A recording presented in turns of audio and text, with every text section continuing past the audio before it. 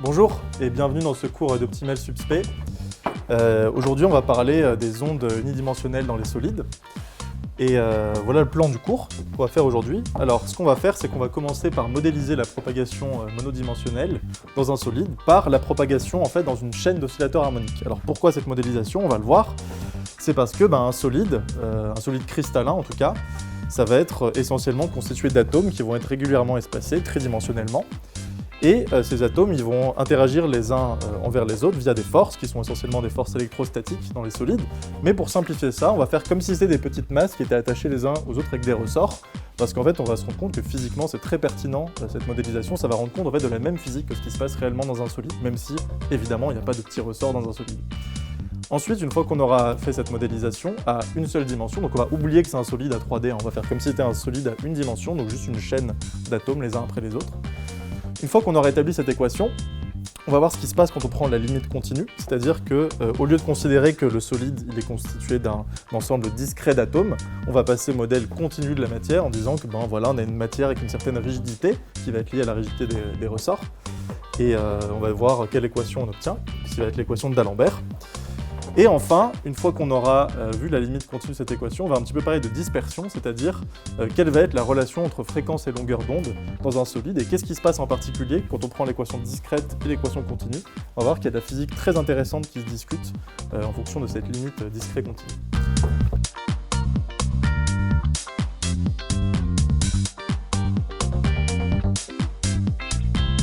On va commencer tout de suite donc, avec cette première partie de modélisation.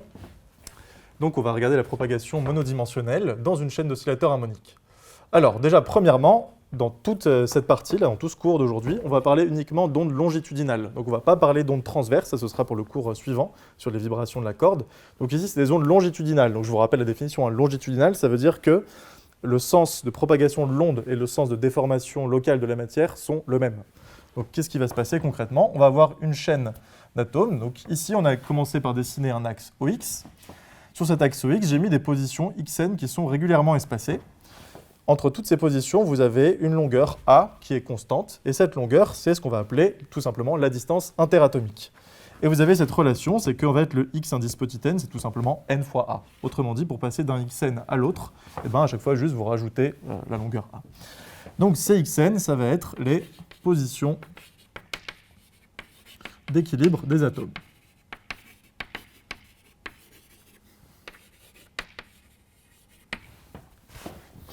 Maintenant, ces atomes, ils ne vont pas être toujours à l'équilibre, bien évidemment, parce que comme il y a propagation d'une onde à l'intérieur, localement, les atomes vont être légèrement perturbés. Alors, comment ça va se voir?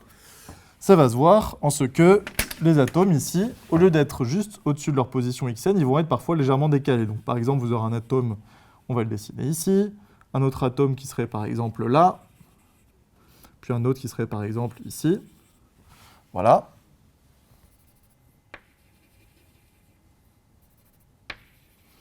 Ces atomes vont être liés ensemble par des petits ressorts.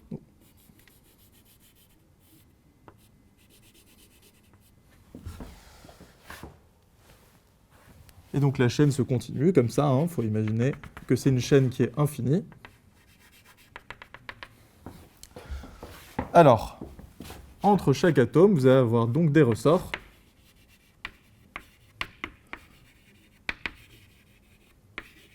De raideur qu'on va appeler K, et vous allez avoir envers les atomes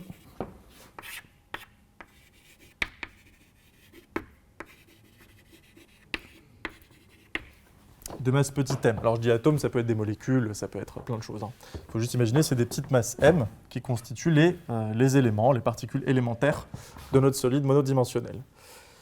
Et ces atomes, à une dimension, on va les repérer par leur position.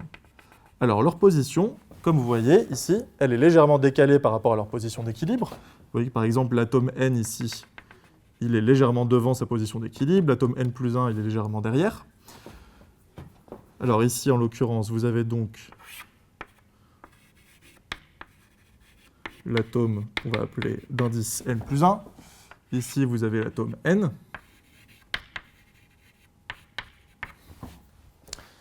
Et donc, ils vont être repérés par leur position à un instant t. Et cette position, on va l'appeler xi.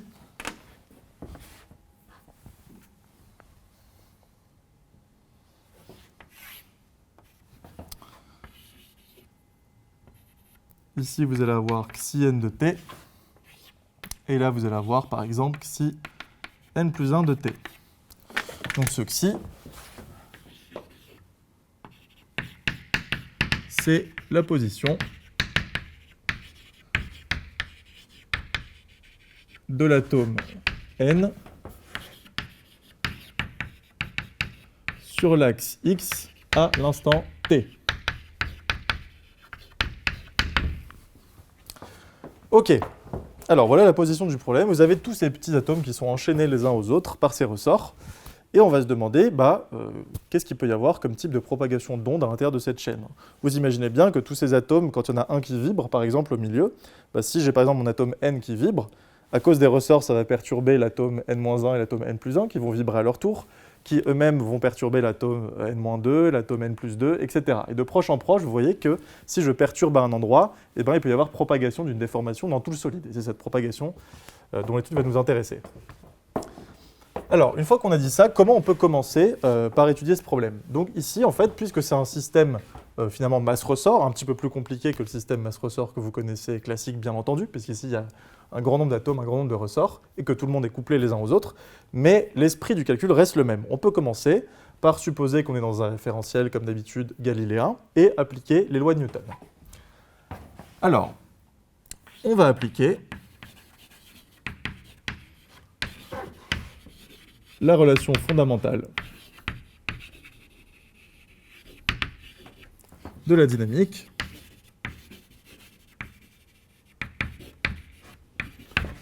à l'atome d'indice n. Alors, on va zoomer un peu sur ce schéma là, qui est un peu petit pour qu'on voit mieux de quoi on parle. On va redessiner ici. Voilà, ici par exemple, on a la position xn avec notre atome n qui est là. Il va être lié par ressort à l'atome n plus 1 ici. Et il va être lié de l'autre côté par ressort à l'atome n-1.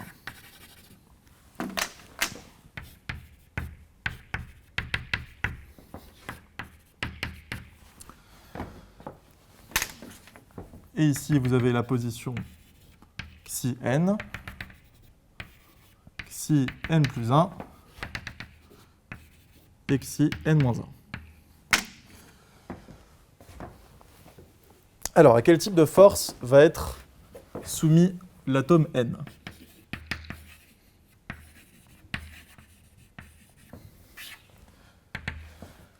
Vous allez avoir le poids et la réaction du support.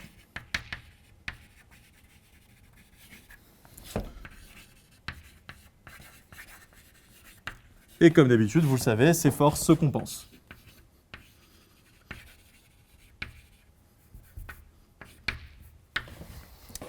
Donc on va les oublier tout simplement.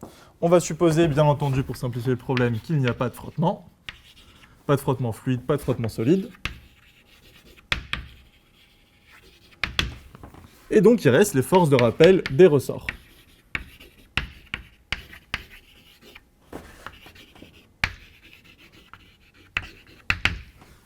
Alors il va y en avoir deux en fait, parce que vous voyez que cet atome n, il est lié à l'atome n-1, à l'atome n plus 1. Et donc ces deux forces, on va les écrire comme ça. Il va y avoir la force qu'on va appeler F n-1 n, qui va être la force de rappel du ressort qui lie l'atome n-1 à l'atome n. Alors cette force, comment elle va être? Déjà, on va les rajouter sur le schéma. Une première force comme ça, F n-1 n, et une deuxième force comme ceci, qu'on va appeler F n plus 1.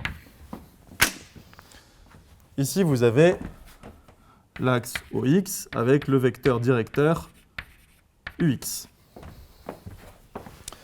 Alors, comment on va écrire ces forces? Attention au signe ici, parce que c'est ça le piège. Je vous rappelle, quand on écrit une force de rappel, d'une manière générale, ça va s'écrire moins petit k, où k est la constante de raideur du ressort, fois l'écart, la variation de longueur du ressort par rapport à sa position d'équilibre, selon le vecteur UX.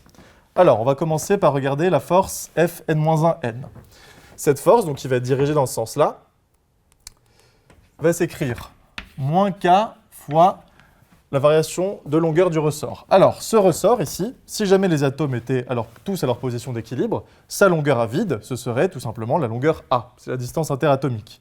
Ici, par rapport à sa longueur à vide A, de combien a-t-il été déformé? C'est ça la question qu'il faut se poser. Alors, qu'est-ce qu'on voit? On voit qu'en fait, le ressort a été déformé à cause de deux choses. D'une part, ici, par rapport à la position xn où était l'atome n à la base, il a été décalé de la grandeur xi n, compté positivement. Pourquoi? Parce que xi n, vous voyez que quand xi n est positif, compté dans ce sens-là, ça va allonger le ressort. Et par ailleurs, vous allez avoir la grandeur xi n plus 1, xi n moins 1, pardon, qui a elle aussi déformé le ressort. Mais cette fois-ci, attention au signe, parce que vous voyez que quand xi n moins 1 ici est négatif, parce qu'ici xi n moins 1 il est du mauvais côté, entre guillemets, ça a allongé le ressort. Donc ça va être en fait moins xi n moins 1 qui va être la quantité duquel le ressort a grandi. Donc qu'est-ce qui va se passer finalement? Le ressort a été allongé de sa position d'équilibre de la quantité xi n moins xi n moins 1.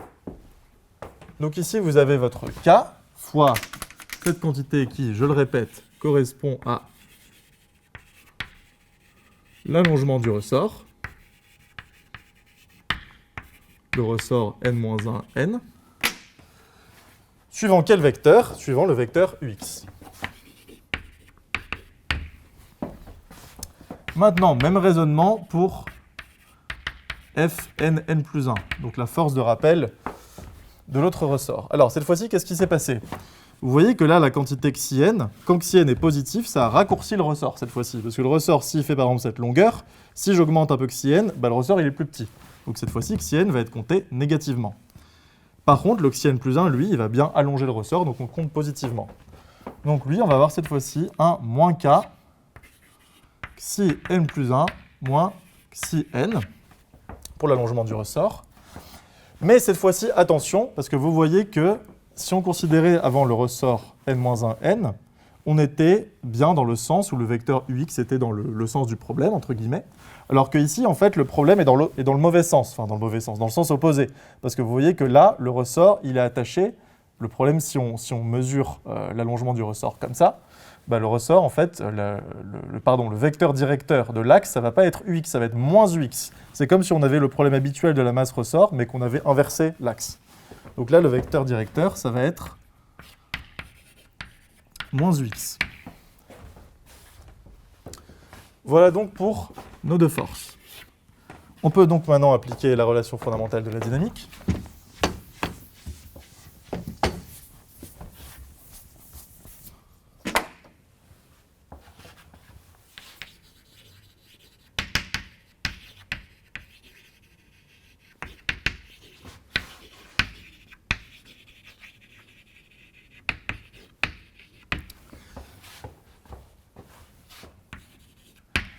Alors, on l'applique à l'atome n, donc la masse de l'atome n fois l'accélération de cet atome. Cet atome, je vous rappelle, sa position est indiquée par xi n de t, donc tout simplement son accélération, c'est la dérivée seconde de xi n de t par rapport au temps, suivant ux, est égale à la somme des forces, c'est-à-dire f n-1 n plus f n n plus 1. Alors, qu'est-ce que ça va nous donner tout ça? Donc, on a moins k si n moins xi n-1 suivant ux plus k, parce qu'on a le moins k suivant moins ux, donc ça fait plus k suivant ux, xi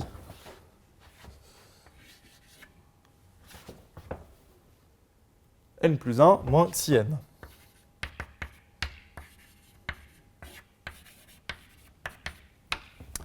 On va du coup simplifier les ux en projetant et réécrire un peu tout ça, ce qui va nous donner un m xi n, alors j'utilise la notation avec les points, xi n point point de t pour la dérivée seconde de xi n, qui va être égal à quoi? Qui va être égal à moins k fois 2 xi n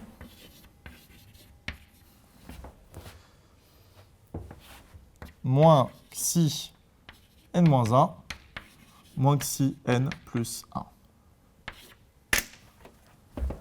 Et là, vous avez une magnifique équation différentielle. Plus précisément, vous avez en fait un ensemble d'équations différentielles linéaires couplées. Pourquoi couplées? Parce que ici, j'ai voulu écrire quelle était l'équation différentielle qui régit le mouvement de la masse n, donc xi n de t. Et en fait, cette équation différentielle ne fait pas intervenir uniquement la variable xi n, elle fait aussi intervenir les variables xi n-1 et xi n plus 1.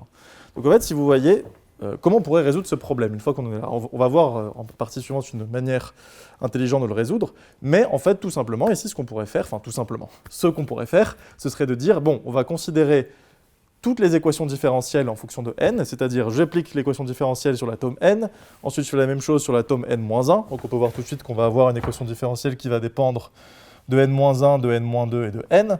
On pourrait faire ça sur l'atome n-2, donc on aurait dedans du n-3, du n-2 et du n-1, etc. Donc en fait, on aura un ensemble de plein d'équations. Imaginons que par exemple, vous avez une chaîne, alors là on l'a supposé infinie, bien entendu, mais si on veut faire un cas réaliste avec par exemple n égale 1000, eh ben, vous auriez en fait 1000 équations différentielles couplées. Et ça, vous pouvez le donner à votre ordinateur, votre logiciel préféré, par exemple Mathematica ou Maple ou ce que vous voulez, et vous lui donnez ces équations, ça fait un système d'équations couplées, il va vous les résoudre. C'est une manière de faire, ce n'est pas forcément la plus pratique. On va voir en partie suivante comment on peut étudier cette équation dans certains cas limites ou en utilisant l'analyse de Fourier. Alors maintenant qu'on a cette équation différentielle couplée, comme je vous l'ai dit, donc cet ensemble d'équations, une méthode pour s'en sortir, ici, plutôt que de résoudre tout le système d'équations couplées, c'est de faire la remarque suivante. Vous voyez, ici on est dans un solide, donc un solide, comme je vous l'ai dit, constitué d'atomes. Et c'est intéressant de se dire, en fait, pourquoi on a choisi cette description discrète du solide. C'est-à-dire, vous voyez, d'habitude, quand vous faites de la mécanique des solides, en particulier la mécanique des solides déformables, vous ne vous intéressez pas de savoir s'il y a des atomes à l'intérieur. Juste vous dites, bon, le solide, en gros, c'est un matériau qui est à peu près continu. Et il va y avoir certaines grandeurs qui vont caractériser le solide, qu'on appelle ses coefficients élastiques. Donc vous avez par exemple des coefficients élastiques en compression, en torsion, etc.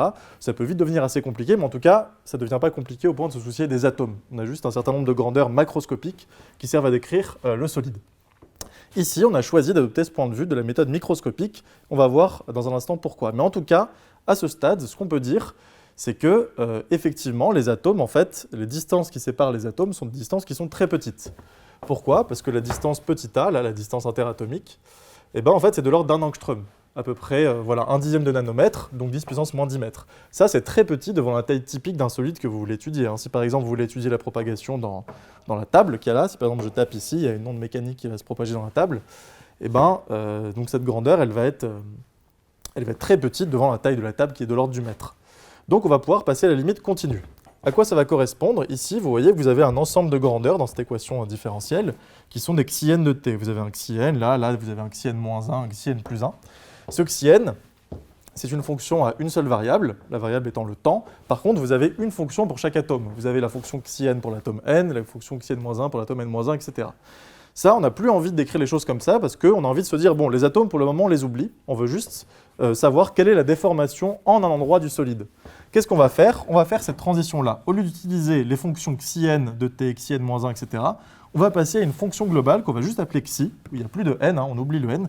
Par contre, du coup, ce qu'on va perdre, c'est qu'au lieu d'avoir une variable, on en aura deux. Et quelle va être cette deuxième variable? Avant, vous aviez juste le temps, et maintenant, la deuxième variable devient la position, l'endroit où on regarde. Alors, du coup, ici, comme on a défini notre système de manière discrète, le x n'est pas une variable continue, c'est pas juste le x, parce que, en fait, le xn, il est défini qu'à l'endroit où il y a des atomes. Donc vous allez avoir le xn de l'atome n, le xn plus 1 de l'atome n plus 1, etc. On passe donc au xi de x et de t, ou en l'occurrence, ici, ce sera xn. Donc une fonction continue, mais à deux variables. En quoi ça va être intéressant? C'est que si le xn s'écrit tout simplement xi de xn et de t, le xn plus 1 va s'écrire xi de xn plus 1 et de t, mais en fait, xn plus 1, c'est rien d'autre que xn plus a, parce qu'on est juste à a plus loin. Et de la même manière, le xn-1, c'est juste xn moins a. Et la condition pour passer à la limite continue va être la suivante, c'est que le a, en fait, il est très petit devant les xn, parce que les xn, je vous rappelle, xn c'est n fois a, avec n très grand, il y a beaucoup d'atomes, donc a est très petit évidemment devant n fois a. Et on va pouvoir passer à la limite continue sur cette équation. Alors, qu'est-ce qu'on va pouvoir dire? Du fait que a est très petit devant xn, on va pouvoir faire un développement limité de la fonction xi, puisque xi de xn plus a et de t, qu'est-ce que ça va être? Ça va être xi de xn et de t. Allez, on va faire l'ordre 1 du dl. Qu'est-ce que vous avez ici? On s'est éloigné de a. Donc ça va être a fois quoi? Fois la dérivée de xi de xn et de t par rapport à x. Et vous allez voir qu'on va avoir besoin de pousser à l'ordre 2, on le verra dans le calcul juste après, plus 1 demi de a carré dérivée seconde de xi par rapport à x. Ça, c'est pour xi de xn plus a, et xi de xn moins a et de t, qui correspond au xi n-1, là, qui est dans l'équation. Qu'est-ce que ça va être? Ça va être xi de xn et de t, moins a fois, parce qu'ici on s'est éloigné de moins a, fois la dérivée de xi par rapport à x. Et cette fois-ci, attention à la parité, plus 1 demi de a carré, dérivée seconde de xi par rapport à x. On va injecter tout ce joli monde dans l'équation qu'on avait obtenue là. On va par exemple appeler ça l'équation étoile.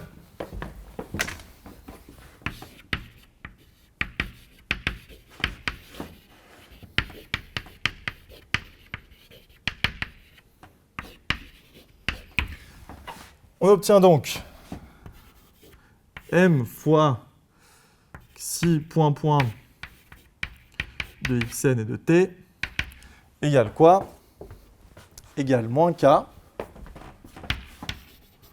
fois 2 xi de xn et de t moins xi n-1. Alors xi n-1, ça va être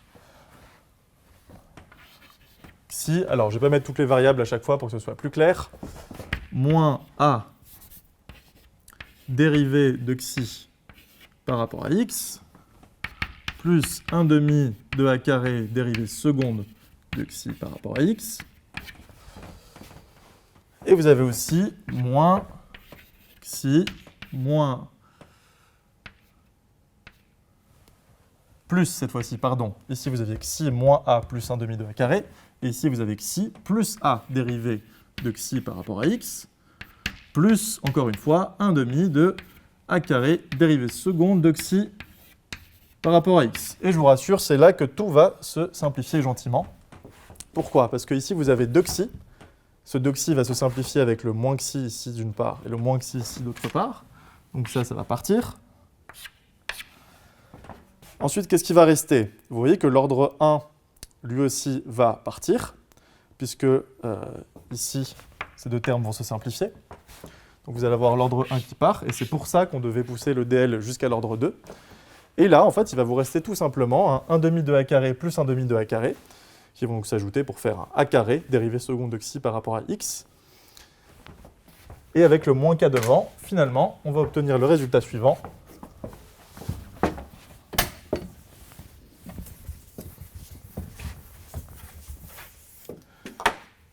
Qui est que m dérivée seconde de xi par rapport au temps est égal à quoi? Est égal à k fois a carré dérivée seconde de xi par rapport à x. On va réécrire ça de la manière suivante.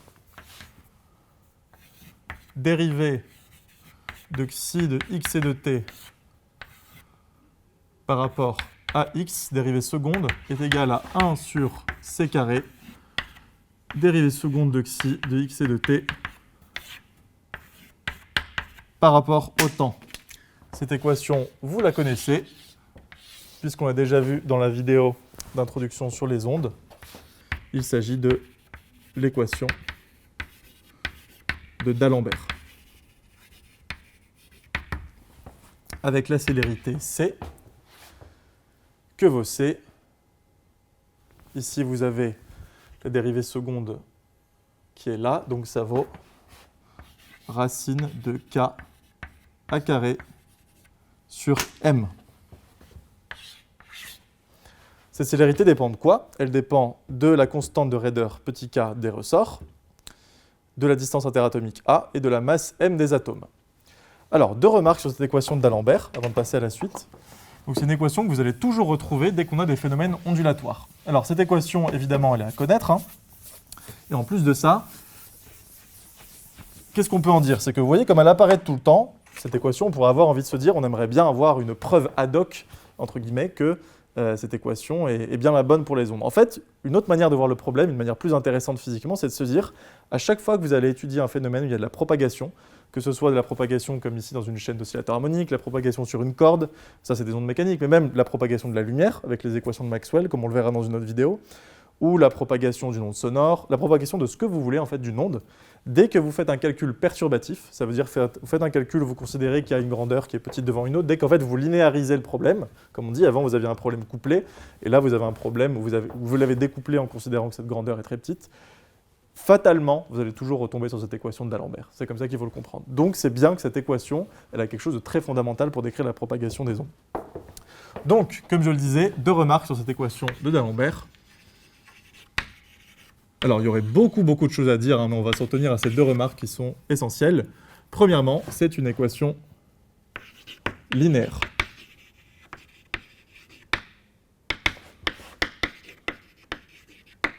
Plus précisément, une équation aux dérivées partielles.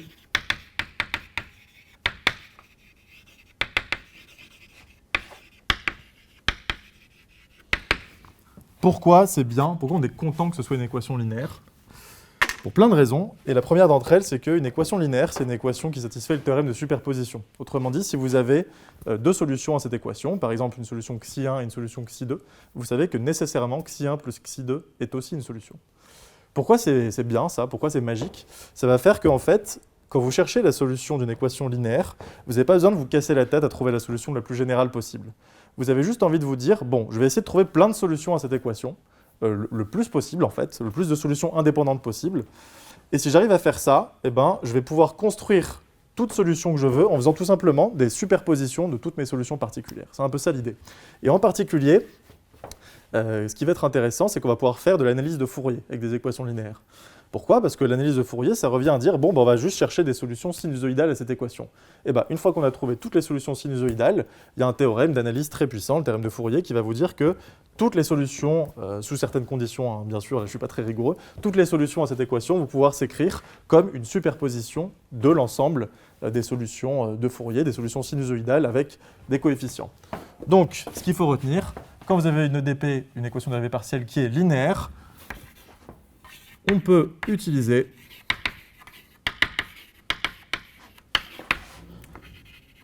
l'analyse de Fourier. Et ça fait une simplification du problème.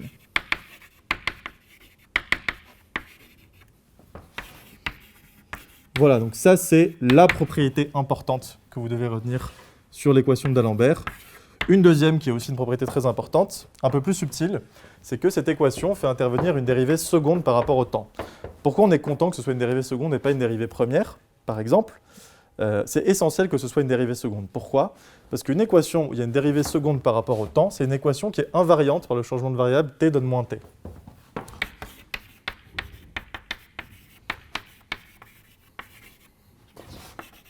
Donc, dérivée seconde par rapport au temps.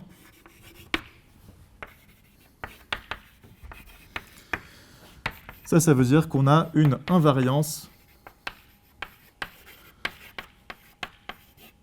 de l'équation par la transformation t donne moins t. Ça s'appelle aussi une invariance par renversement du temps. Alors, qu'est-ce que c'est que cette opération un peu mystique de l'invariance par retournement du temps? Ce que ça vous dit, c'est en fait, ça c'est une équation qui est réversible. Réversible au sens de la thermodynamique.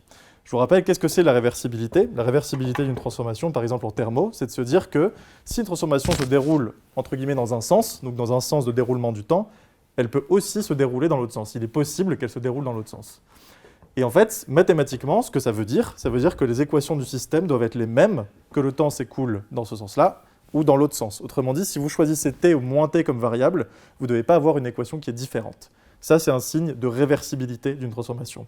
Et évidemment que la propagation d'une onde doit être un phénomène réversible. Pourquoi?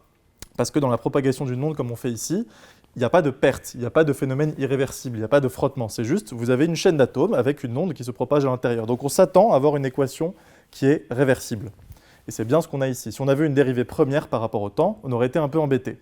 Et d'ailleurs, quand on verra le cours sur la diffusion de la chaleur, un prochain cours que nous allons voir ensemble, vous verrez que dans l'équation de la chaleur, justement, c'est une équation qui est très semblable à celle-ci, à la très importante différence près que vous avez une dérivée première par rapport au temps.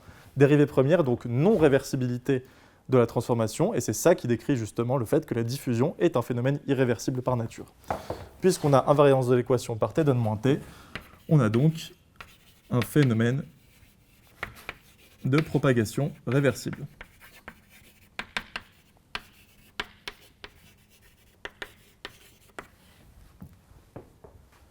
Alors, comme vous l'avez vu tout à l'heure, dans l'équation de D'Alembert qu'on a obtenue, on avait obtenu l'équation avec une certaine célérité c. Cette célérité, comme vous l'avez vu, elle dépendait de quoi? Elle dépendait de petit k, la constante de raideur du ressort, elle dépendait de la distance interatomique a, et elle dépendait de la masse m des atomes. Ce qui est intéressant avec la formule de cette célérité, c'est que du coup, elle nous lie la célérité à des grandeurs microscopiques. Elle nous dit de quoi la célérité dépend, vraiment du point de vue microscopique, donc du point de vue atomique, vraiment de la masse des atomes, des petits ressorts, etc. Donc ça, c'est très bien pour avoir une interprétation vraiment très fondamentale du phénomène, mais ça va un petit peu nous gêner si on veut faire des expériences. Pourquoi? Parce que quand on fait des expériences où, par exemple, vous allez mesurer la propagation du son dans un rail ou quelque chose comme ça, vous n'avez pas accès vraiment à la constante de raideur du ressort. Ça, c'est des choses qui sortent de notre modèle. Hein. C'est des choses phénoménologiques. Et d'ailleurs, je le répète, il n'y a pas de ressort dans un solide. C'est un modèle. Un solide, il y a des atomes qui sont liés entre eux par des forces électrostatiques, il y a les lois de la physique quantique qui sont derrière. C'est beaucoup plus compliqué qu'un ressort, d'ailleurs, même si le ressort nous donne la bonne physique à la fin, pour des raisons fondamentales qu'on verra d'ailleurs dans le cours de mécanique quantique. Mais en tout cas, pour ce problème, nous, ce qu'on a besoin, c'est de lier toutes les constantes K du ressort, toutes les grandeurs interatomiques, etc., à des choses qui sont plus palpables et qui sont à notre réalité, à notre échelle, à nous, l'échelle macroscopique. Et pour ça, on va introduire ce qu'on appelle le module Young. Ce module Young, qu'est-ce que c'est? Tout simplement, ça va être un petit peu l'équivalent, si vous voulez, d'une compressibilité ou d'une constante de raideur d'un ressort, mais pour un solide. Pas juste pour un ressort unique, pour une collection d'atomes qui sont rangés dans un cristal du solide avec des petits ressorts entre eux. Alors, comment on va faire pour définir ce module Young? Vous voyez, dans un matériau réel, en fait, il y a 3 dimensions d'espace. Longueur, largeur, profondeur. Et ces 3 dimensions d'espace, je les ai représentées ici. Vous avez les petits points verts qui correspondent aux atomes, qui sont tous liés ici dans un réseau cubique par des petits ressorts jaunes. Et donc, comment on fait pour lier tout le calcul qu'on a fait avant, le calcul 1D, à cela? Vous voyez, si on fait une coupe ici du matériau, comme j'ai représenté, une coupe avec une certaine surface, la surface ici vaut sigma en tout, on peut se demander, dans un plan de coupe comme ça, combien est-ce que je vais trouver d'atomes? Sachant que vous avez des atomes qui sont organisés comme ça dans un réseau carré, donc si on est à 2 dimensions dans la coupe, qu'entre chaque atome, il y a la distance A et que la surface totale, c'est sigma, je pense que vous pourrez vous convaincre assez simplement que le nombre total d'atomes qu'on va retrouver dans la coupe, c'est tout simplement la surface totale sigma divisé par la surface d'un petit carré ici, qui vaut donc A carré. Et donc le nombre total d'atomes dans la coupe, ça va être sigma divisé par A carré. Puisque quand vous avez des ressorts qui sont en parallèle, que vous tirez dessus en même temps, la force de rappel de ces ressorts va s'ajouter. Ce que vous allez avoir, c'est que la force totale de rappel à 3D en fait, du matériau, si on considère tout l'ensemble, ce sera plus juste petit f, la force de rappel d'un seul ressort, ce sera n fois petit f, où n est le nombre d'atomes qu'il y a dans un plan de coupe. Donc la force de rappel totale va s'écrire n fois petit f, où petit f est la force de rappel locale. Alors cette force de rappel locale va s'écrire comme ça quand on passe en continu. Quand vous avez une force de rappel avec juste un petit ressort, vous écrivez que la force c'est moins k, la constante de raideur, fois ce qu'on appelle delta x, qui est donc l'allongement du ressort par rapport à sa position d'équilibre. Ici on va l'écrire comme ça. Alors en valeur absolue, vous allez aussi avoir la constante k de raideur du ressort, et vous allez avoir ici la déformation relative. Alors la déformation relative, en fait, elle s'écrit petit a fois d sigma sur dx. C'est simplement, vous pouvez vous imaginer ça comme une manière continue d'écrire la variation de delta x de la longueur du ressort. Vous le voyez ici. Ça, c'est la déformation relative. Donc comment on va définir le module Young à partir de ça? Le module Young, par définition, c'est une définition, si vous voulez, phénoménologique. Qu'est-ce que c'est? Le module Young va mesurer, en fait, quand vous avez un barreau solide, que vous allez tirer dessus, que vous allez le compresser, si jamais vous essayez d'imposer une déformation à ce barreau, il va vous résister. Il va y avoir une force de résistance de ce barreau. Cette force de résistance, c'est ce qu'on va appeler une contrainte. Une contrainte, c'est rien d'autre qu'en fait une force par unité de surface. Et cette contrainte sigma va être liée à la déformation relative que vous essayez vous-même d'imposer au matériau via une constante de proportionnalité dans la limite élastique. Cette constante de proportionnalité, on va tout simplement appeler ça le module Young. C'est juste la constante de proportionnalité entre quand vous appuyez sur un barreau métallique, et quelle va être la force que va opposer le barreau à vous.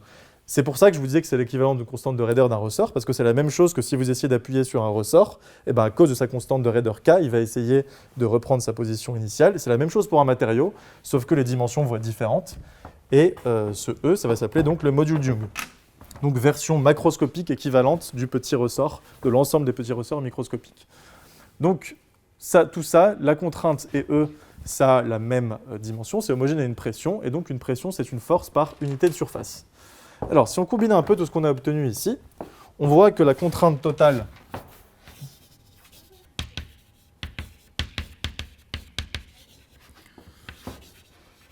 dans le matériau,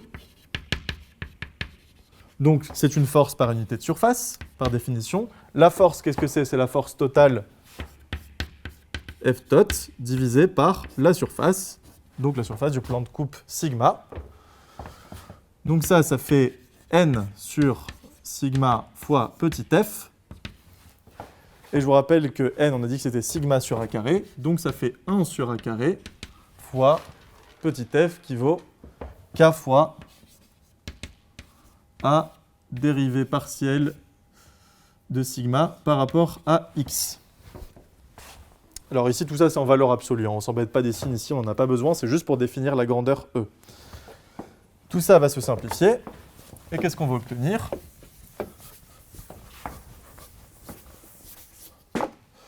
On retrouve la définition du module Young en fonction des grandeurs microscopiques. Sigma égale E fois dérivée partielle de xi par rapport à x,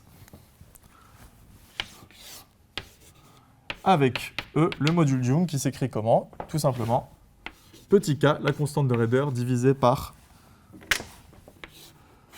la distance interatomique.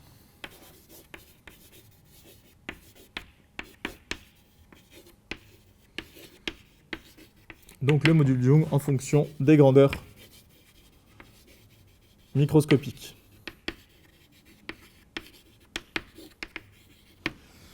Je vous rappelle l'équation d'Alembert qu'on avait obtenue.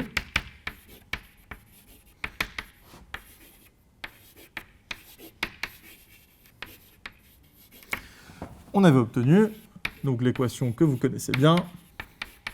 Maintenant, dérivée seconde de la déformation par rapport à l'espace égale inverse du carré de la célérité fois la dérivée seconde de xi par rapport au temps,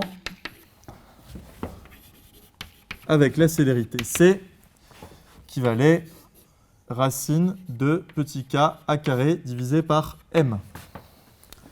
Comme je vous l'ai dit, ce qui n'était pas très pratique avec cette formule, c'est que ça dépendait de trop de grandeur microscopique et que si on a envie de faire des expériences, il nous faut des choses, du concret, du module Young, des choses qui sont à notre échelle. Comment on peut réécrire ça en fonction du module Young?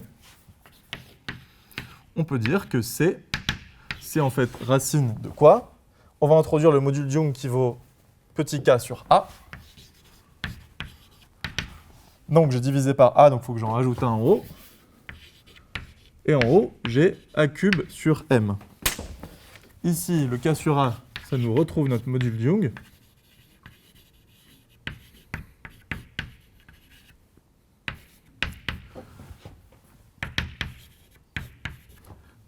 Et lui, à côté, le A cube sur M, il peut s'interpréter aussi physiquement très simplement. Pourquoi?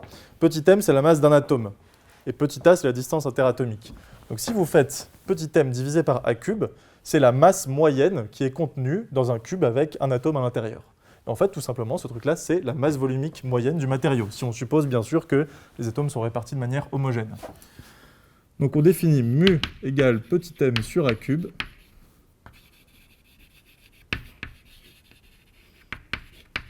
la masse volumique du matériau.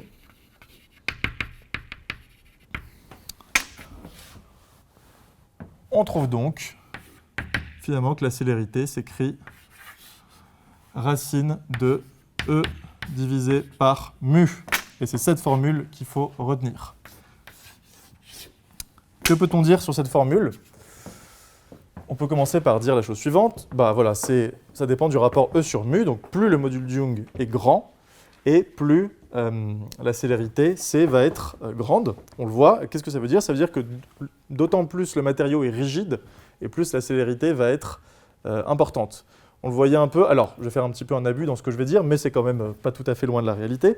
Tout à l'heure, je vous ai dit que la célérité du son dans l'eau, c'était 1500 mètres par seconde, et dans un solide comme l'acier, c'était plutôt 3000, donc le double. Comment on peut interpréter ça en termes de module de Young? Alors, l'eau, c'est pas un solide, hein, donc le module de Young et tout ça, ça se définirait de manière un peu différente, mais moralement, c'est un petit peu la même histoire.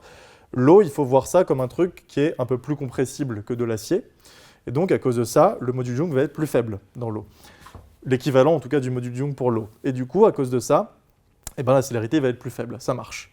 Ça marcherait aussi évidemment avec la masse volumique. On voit que plus la masse volumique est grande dans un matériau et plus la célérité va être faible. Ça vient de l'inertie. Vous savez que par exemple, à notre échelle, sans parler d'un solide, si vous voulez déplacer un objet, plus l'objet va être lourd et plus vous allez mettre du temps à le mettre en mouvement. Donc ça, c'est ce qui décrit son inertie. On peut le voir dans la seconde loi de Newton. Et à cause de ça, on voit que plus le matériau est lourd, donc plus le matériau a d'inertie, plus il va mettre du temps à se mettre en mouvement, et plus la célérité de l'onde à l'intérieur du matériau va être faible. C'est les remarques qu'on peut faire. Alors, quelques petits ordres de grandeur pour terminer, pour savoir à peu près en quoi ça se mesure. C'est quoi l'ordre de grandeur d'un module de Young? Alors, ordre de grandeur. Si vous avez par exemple une célérité, on a dit C qui vaut, mettons, 3 10 puissance 3 mètres par seconde, par exemple, dans l'acier. L'acier qui va avoir une masse volumique de l'ordre de 5 10 puissance 3 kg par mètre cube. Je vous rappelle les ordres de grandeur, hein, pour un métal, ça va être à peu près quelques milliers de kilos par mètre cube. Donc si on combine ces deux-là, vous allez avoir E qui va être de l'ordre de mu fois C au carré. Et on trouve un module de Young qui est de l'ordre de quelques 10 puissance 10 pascal.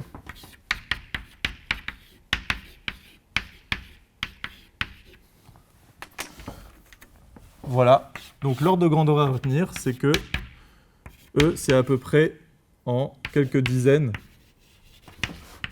de gigapascal pour les métaux habituels. Voilà donc pour la limite continue de cette équation. Donc on a vu comment passer la limite continue sur l'équation de propagation de l'onde dans le milieu discret. On obtient donc l'équation de D'Alembert qui décrit la propagation dans un milieu continu.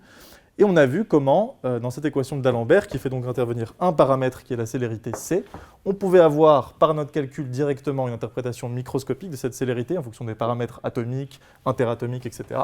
Et comment on pouvait lier tous ces paramètres microscopiques à une interprétation plus concrète en termes de masse volumique et de module de Young, qui sont deux paramètres où on n'a pas besoin de se poser des questions sur les atomes, ce sont deux paramètres qu'on mesure en laboratoire et qu'on peut mesurer d'ailleurs très très précisément. Dans une dernière partie, on va voir maintenant qu'est-ce qui se passe du point de vue de la dispersion des ondes dans le milieu. Maintenant qu'on a vu les propriétés macroscopiques de l'équation, via notamment le module de Young et la linéarisation pour A petit de l'équation, et on a obtenu l'équation d'Alembert, on va revenir maintenant dans un cadre plus microscopique. On va revenir donc à l'équation du mouvement de l'atome N qu'on avait trouvée en première partie. Voici l'équation, donc encore une fois, c'est une équation couplée qui fait intervenir les variables de l'atome N et les variables des atomes adjacents N plus 1 et N moins 1. Donc on s'en était sorti, encore une fois, en passant la limite continue pour voir qu'en fait, ça, c'est rien d'autre que l'équation d'Alembert écrite de manière discrète. Maintenant, ce qui va nous intéresser, c'est la relation de dispersion de cette équation. C'est que cette équation, si on la regarde, c'est une équation linéaire. Donc, qui dit équation linéaire dit que l'analyse de Fourier est pertinente pour décrire ce genre d'équation. Pourquoi? Parce que si on regarde des solutions sinusoïdales, qui sont les solutions qu'on utilise quand on fait de l'analyse de Fourier, et bien, puisque l'équation linéaire, ça nous dit que si on a un ensemble de solutions sinusoïdales, toute superposition de ces solutions va être une solution. Et de manière encore plus puissante, ce qu'on peut même prouver mathématiquement sous certaines conditions, c'est qu'en fait, n'importe quelle solution d'une équation linéaire peut s'écrire comme une superposition de ses composantes de Fourier, donc de ses composantes harmoniques ou sinusoïdales. C'est ça qui va nous intéresser.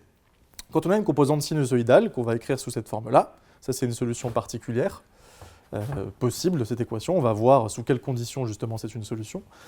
On remarque que cette équation fait intervenir deux paramètres. Alors à part le paramètre d'amplitude A qui ne va pas nous intéresser, il y a les paramètres K et oméga qui correspondent au vecteur d'onde et à la pulsation de l'onde.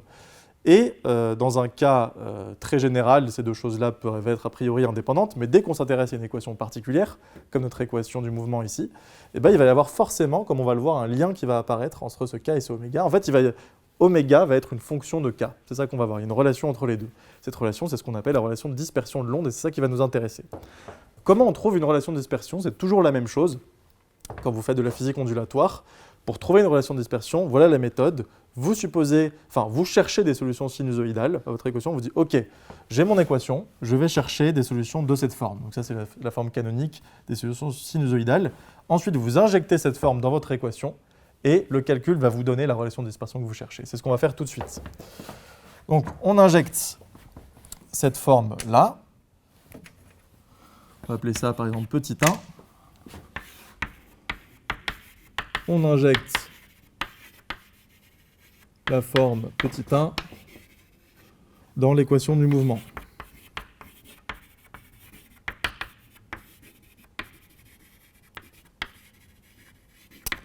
Qu'est-ce que ça va nous donner? Alors, on va le faire ensemble. À gauche, vous avez petit m fois la dérivée seconde par rapport au temps. Comment ça dépend du temps, ce truc-là? Ça dépend du temps via le moins oméga t, moins i oméga t qui est à l'intérieur. C'est une exponentielle. Si vous dérivez deux fois par rapport au temps, qu'est-ce que vous faites? Vous faites tomber une première fois un moins i oméga, une deuxième fois un moins i oméga. Donc vous allez avoir un moins i oméga, le tout au carré, ce qui nous donne en fait un moins oméga carré. Donc vous allez avoir moins m a oméga carré exponentielle de i kxn moins oméga t de ce côté-là. De l'autre côté du égal, vous avez quoi? Vous avez le k fois 2 xi n, donc 2a exponentielle i kxn moins oméga t. Ensuite, vous avez un moins xi n moins 1, donc moins a exponentielle de i. Alors, xn moins 1, je vous rappelle, ça change juste que le xn, c'est en fait un xn moins a pour le xn moins 1, moins oméga t. Et là, vous avez un xn plus 1, donc ça fait un moins ei k xn plus a moins oméga t. Bon, vous voyez, il y a pas mal de choses redondantes. C'est qu'en fait, dans toutes ces équations, à chaque fois, vous avez un facteur a, ei, kxn moins oméga t qui est en facteur de tout. Et donc, évidemment, comme c'est non nul, on va pouvoir le supprimer. Ce qui va nous donner un moins m oméga carré fois tout ce truc-là qu'on a supprimé, qui est égal à quoi? Qui est égal à k fois... Ici, vous avez un 2. Ici, qu'est-ce qui vous reste? On va supprimer a exponentielle i kxn moins oméga t. Il va juste rester exponentielle de i moins ika. Et ici, il va juste rester exponentielle de ika. Alors, dans l'équation qu'on avait ici, je viens de me rendre compte que j'ai oublié un moins. Donc, c'est pas grave d'oublier un moins quand vous faites une petite erreur comme ça au tableau. Là, c'est un bon exemple, le fait que j'en fasse une ici. À chaque fois, à chaque étape de votre équation, quand vous avez tout le temps des signes moins qui tombent ici, parce que vous voyez, il y avait les signes moins qui venaient des ressorts, après il y a les signes moins qui viennent des exponentielles, on peut souvent se tromper. À chaque étape du calcul, essayez toujours de revoir les signes, vous dire, OK, est-ce que c'est cohérent, tout ça. Alors ici, j'avais oublié un moins, si vous revoyez l'équation qu'on avait écrite tout à l'heure, effectivement, il manquait un moins. Donc, le moins k qui est ici, où est-ce qu'il va se répercuter? Il va se répercuter ici, dans l'équation, donc on peut le rajouter là. Et donc, il va se répercuter là. Alors, qu'est-ce qu'on a ici? Ici, vous voyez que vous avez en fait un cosinus qui apparaît à cet endroit-là. Parce que tout ce truc-là, là, le moins e moins ik, moins e ik, qu'est-ce que c'est tout simplement? Ça, c'est un moins 2 cosinus k. On obtient donc m oméga carré égale 2 petit k fois 1 moins cosinus k. Je vous renvoie à vos formules trigo. Il y a beaucoup de formules trigo. Parfois, on peut se demander lesquelles il faut apprendre, lesquelles il faut laisser de côté. En physique, en tout cas, moi, je vous en donne 2 qu'il faut vraiment savoir par cœur, parce qu'elles servent tout le temps. C'est que 1 moins cos θ, ça fait 2 sin carré θ sur 2. Et 1 plus cos θ, ça fait 2 cos carré θ sur 2. Voilà. Si on a 2 que vous devez retenir pour faire de la physique, c'est ces 2-là. On va donc se servir de la première ici, et on va obtenir m oméga carré égale 4k sinus carré k sur 2. On va réécrire de manière un petit peu plus sympa en oméga de k. On obtient donc une fonction, on obtient donc que la pulsation oméga est fonction du vecteur d'onde k, égale quoi? Égale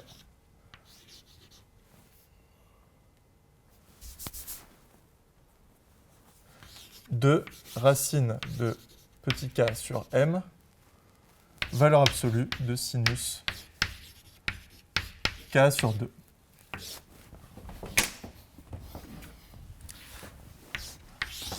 Et ça, c'est notre relation de dispersion.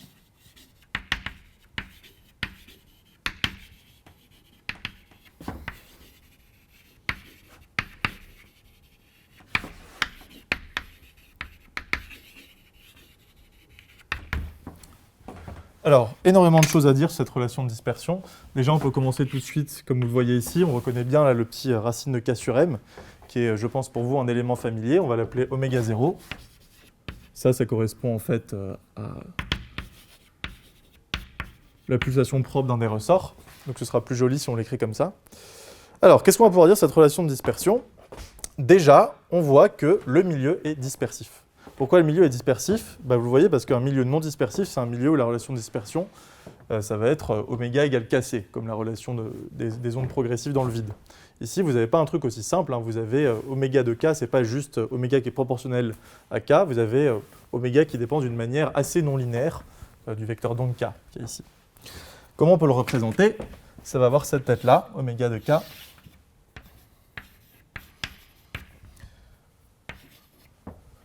Donc c'est un sinus, donc c'est une tangente, voilà, ici à l'origine. Et puisqu'on a une valeur absolue, ça va être symétrique comme ça.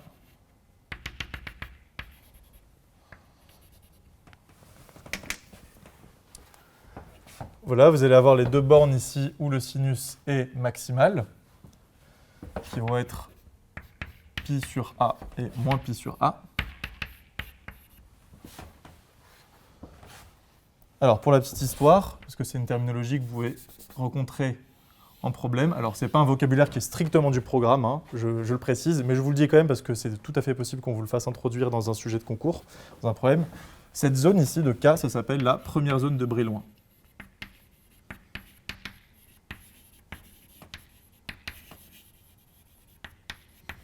C'est une terminologie qui est utilisée de manière très extensive en physique du solide, donc c'est bien de la connaître. Vous allez sans doute la croiser dans des problèmes de concours.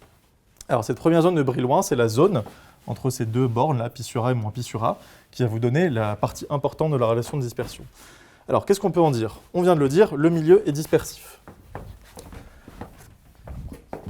On peut le voir à une chose, que le milieu est dispersif, c'est que la vitesse de phase et la vitesse de groupe de l'onde ne vont pas être la même. Alors, je vous le rappelle, la vitesse de phase,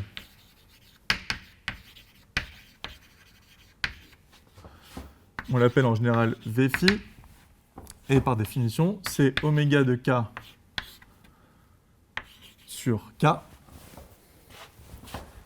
Et vous avez par ailleurs la vitesse de groupe, V petit g, qui vaut la dérivée de oméga. Alors, vous pouvez faire le calcul, en fait, vous allez le voir tout de suite, hein, si vous faites le calcul, vous allez voir que ici, la vitesse de phase et la vitesse de groupe ne sont pas les mêmes. Et ça indique le fait qu'on a un milieu dispersif. Un milieu dispersif, ça veut donc dire que toutes les fréquences ne se propage pas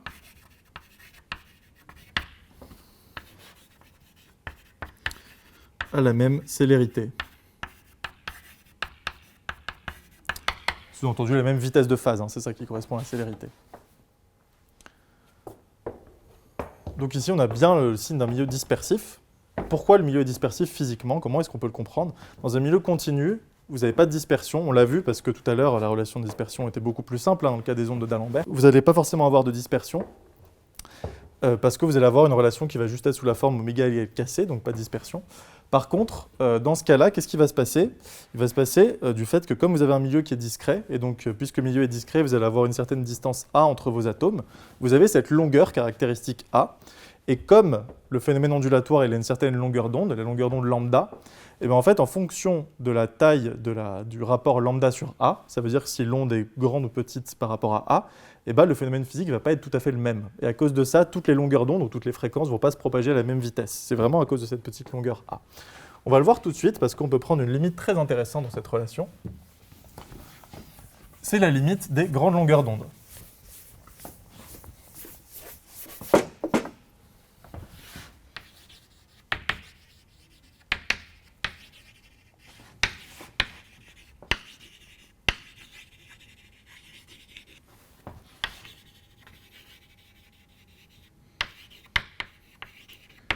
Alors, longueur d'onde, grande longueur d'onde, qu'est-ce que ça veut dire? Ça veut dire que lambda est très grand devant A, ou de manière équivalente, Ka est très petit devant A. Ce qui veut dire exactement la même chose, hein, puisque K vaut 2π sur lambda.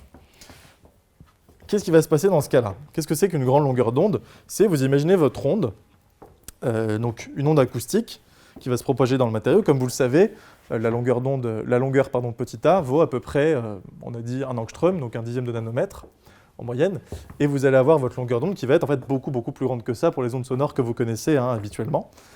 Et donc ça va être plusieurs ordres de grandeur au-dessus, donc en fait on sera quasiment toujours dans la limite continue, sauf si on prend vraiment des ondes de très petite longueur d'onde. Quand on est dans cette limite continue, qu'est-ce qui va se passer? On va regarder la relation de dispersion. Oméga de K dans le cas où Ka est très petit devant 1, qu'est-ce que ça va être?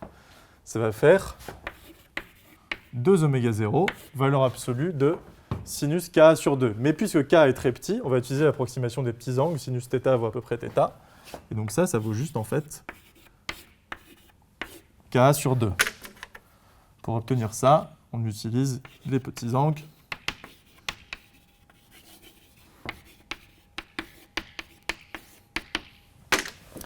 Et donc on va obtenir tout simplement oméga de K égale oméga 0A fois K. On va poser la célérité C égale oméga 0A.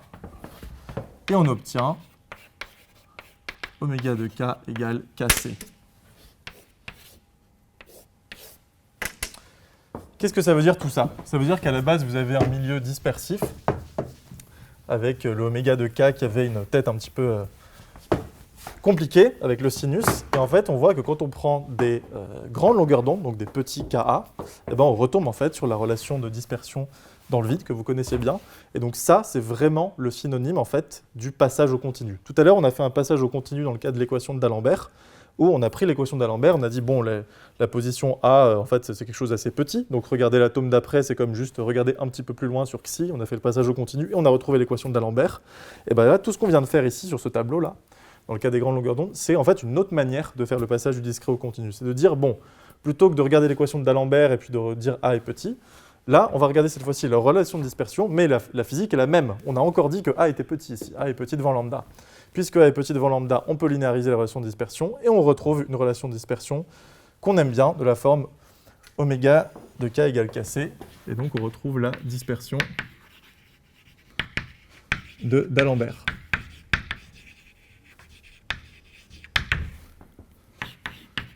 Qui est un signe du passage du discret au continu.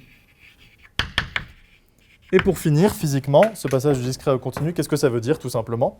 Je vous disais tout à l'heure que le fait qu'on avait de la dispersion dans ce matériau, ça venait du fait que la longueur d'onde lambda, en fonction de si elle était à peu près du même ordre que A, ou alors un peu plus petite que A, ou alors un peu plus grande que A, on pouvait avoir des phénomènes physiques qui sont différents. Parce qu'une onde, comme elle est caractérisée par une longueur qui est sa longueur d'onde, en fonction de la taille de la longueur d'onde par rapport à la taille entre deux atomes, elle ne va pas se comporter forcément de la même manière. C'est pour ça qu'on a de la dispersion. Mais quand vous prenez des longueurs d'onde qui sont très grandes devant A, qu'est-ce qui se passe? L'onde, entre guillemets, c'est comme si elle ne voyait plus que le milieu était discret.